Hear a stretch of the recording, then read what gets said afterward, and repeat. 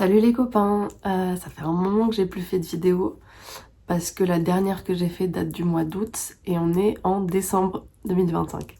Donc ça fait presque 6 mois. En gros, pendant cette période, j'avais moins envie d'être sur les réseaux sociaux parce qu'au début de l'automne, je suis partie en tournage en Guyane, jouer dans un film d'époque. Et ça m'a un peu retourné la tête, ça m'a un peu chamboulée et quand je suis rentrée, je sais pas, j'avais besoin d'introspection, j'avais moins envie d'être sur les réseaux sociaux, j'avais plus envie de voyager, d'être vraiment dans le moment présent. Et du coup, j'ai un peu, voilà, coupé, enfin essayé en tout cas de couper tout ça pendant un petit moment. Et là, avec l'arrivée de l'hiver, je me suis dit que j'avais envie de recommencer un peu les vidéos. Surtout que ça reste quand même un chouette support créatif. Donc je vais vous emmener avec moi pendant une partie de ce mois de décembre. Pour vous résumer un peu où j'en suis, je suis toujours en train de préparer un dossier de bande dessinée parce que du coup, s'il y en a qui sont nouveaux, je fais de la bande dessinée et je suis comédienne, je fais les deux. Cette année, dans des précédents vlogs, je travaillais sur un projet de bande dessinée jeunesse. Et là, j'ai repris le dossier d'un projet que sur lequel j'avais déjà travaillé pendant un an l'année passée, donc en 2024. Et là, je l'ai repris pour essayer de clôturer le dossier et enfin l'envoyer à des éditeurs en espérant avoir potentiellement des réponses. C'était bien d'avoir presque un an de pause sur ce projet parce que ça m'a vraiment permis de prendre du recul, de réécrire pas mal de choses et d'arriver à vraiment relire le projet presque comme une lectrice et plus comme l'autrice de ce projet. Donc c'était vraiment une bonne chose d'avoir du temps pour ça et en même temps je suis toujours aussi motivée pour ce projet parce que comme ça reste un projet assez personnel, je peux y mettre un peu ce que je ressens en fonction des périodes. Après je sais au bout d'un moment qu'il faut aussi accepter de pas tout le temps changer et réécrire. Du coup c'est pour ça que voilà, là je me suis fixé un objectif où je retravaille dessus depuis le mois d'octobre et j'aimerais bien réussir à envoyer le dossier le plus tôt possible, mais en étant réaliste, je pense que ce sera au printemps, début du printemps, genre en mars. Parce que voilà, il y a beaucoup de planches au propre à faire, je travaille à l'aquarelle, du coup c'est assez long. Et j'ai réécrit certains personnages, j'ai essayé de faire une ligne conductrice un peu plus fluide. Je vais vous montrer un petit peu mon carnet du moment qui est presque fini, dans lequel je fais beaucoup de recherches pour cette bande dessinée. Entre autres, je fais aussi d'autres petits dessins, mais voilà, c'est beaucoup de recherches pour ça. Donc pour vous parler un peu de ce sujet, je crois que j'en avais parlé déjà dans une précédente vidéo, mais ça a pas mal changé depuis. La base reste la même, on suit un groupe de jeunes adultes qui sont internés dans une clinique psy, mais qui est un peu particulière parce qu'elle est dans un chalet dans la forêt, un vieux chalet en bois qui a été revisité en centre de soins pour la santé mentale pour les jeunes. On suit un personnage en particulier, voilà, qui découvre cet endroit, qui rentre dans cet endroit, qui découvre les autres patients, qui découvre les soignants et qui tombe amoureuse aussi d'un autre patient. Et donc ça soulève un peu plein de questions, ça soulève des questions sur la marginalité, sur le groupe et aussi sur le fait d'être en relation avec quelqu'un qui est aussi instable que nous. J'ai essayé de simplifier un peu la ligne conductrice pour vraiment me focaliser sur l'histoire entre les deux personnages. Il y a même un moment de fugue où ils sont plus dans la clinique parce que c'est vrai qu'aujourd'hui c'est un sujet qui est énormément traité de plus en plus et c'est super. Et du coup moi je vois de plus en plus plutôt de romans témoignages qui parlent de ça et c'est vrai que même si je trouve ça très intéressant, c'est quand même en train, voilà, il y a beaucoup de livres ou même de films qui parlent de ça et on parle toujours du lieu de façon presque clinique. Moi je trouve que c'est aussi intéressant de parler de ce qu'un personnage en particulier peut vivre et ressentir au-delà juste du fait d'être hospitalisé et des autres patients. Évidemment il y aura aussi ça dans l'histoire, mais j'avais envie d'aller un petit peu plus loin dans le côté personnel et l'idée c'est que l'hôpital soit le cadre de l'histoire mais que tout ne tourne pas juste autour de ça. Je voulais vraiment qu'il y ait une histoire dans ce cadre-là et que ce soit pas juste le portrait d'un lieu et de patients. Voilà, donc j'ai fait surtout des recherches de deux personnages en particulier qui sont les deux personnages principaux pour l'instant.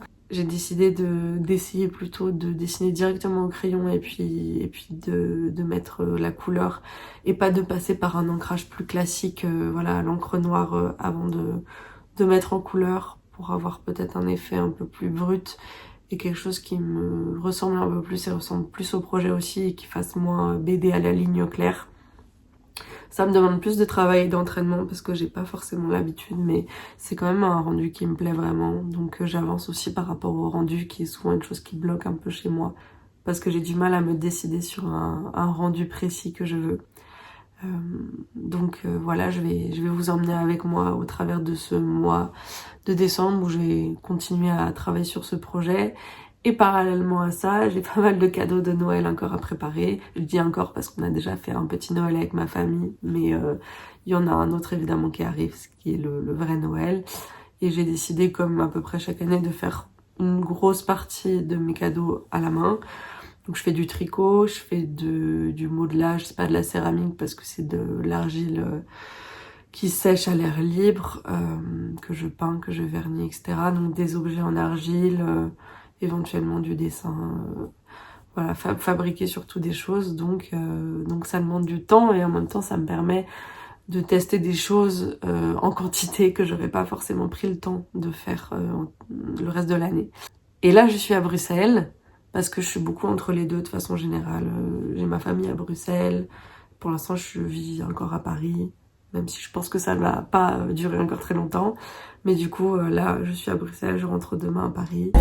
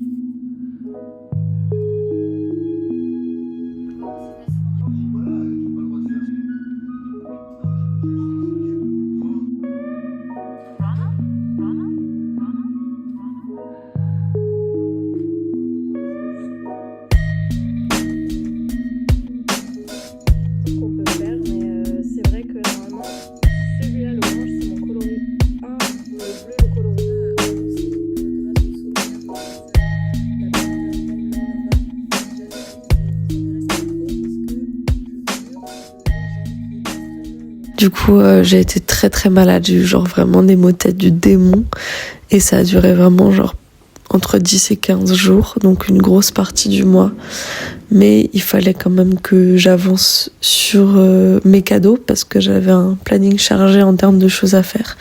Donc j'ai commencé à bosser sur la couverture de l'agenda que je customise chaque année pour ma maman. Chaque année, elle achète un agenda Muji et je lui fais une couverture et je lui customise un peu l'intérieur de l'agenda. Et cette année, j'ai voulu prendre un peu de temps pour ça, lui faire une jolie illustration à l'aquarelle pour la couverture sur le thème du thé parce qu'elle adore le thé. Donc c'était l'occasion en plus d'utiliser pour une des premières fois mes nouvelles aquarelles, qui sont des aquarelles japonaises dont je suis très contente. Donc j'ai avancé sur ça pendant 2 jours. Oui, je suis très lente, surtout quand je suis malade. Et en parallèle, j'écoutais Babel en livre audio de R.F. Kuang, qui est un livre que j'ai vraiment beaucoup aimé. Je pense que vous en avez déjà sûrement entendu parler sur les réseaux sociaux. J'en parlerai dans ma vidéo de fin d'année sur les livres que j'ai préférés en 2025. Mais vraiment, c'était un pur plaisir d'écouter ce livre en faisant des activités manuelles et du dessin, surtout qui dure genre 22 heures à écouter. Donc c'était vraiment hyper agréable à faire en dessinant.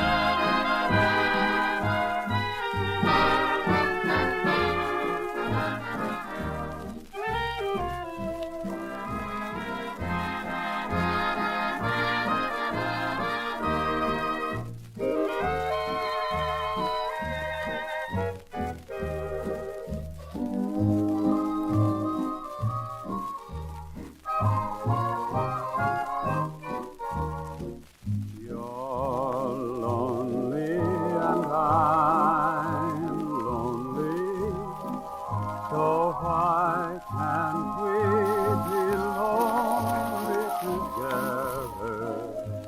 The night is young and while it grows older,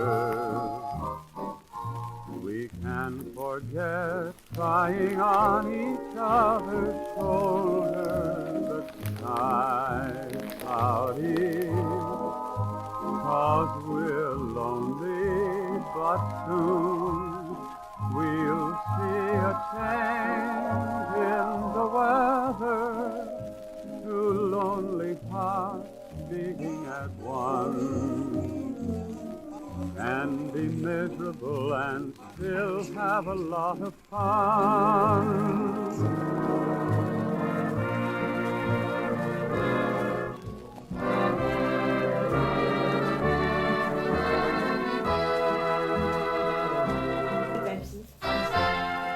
Comment je te partage mon téléphone?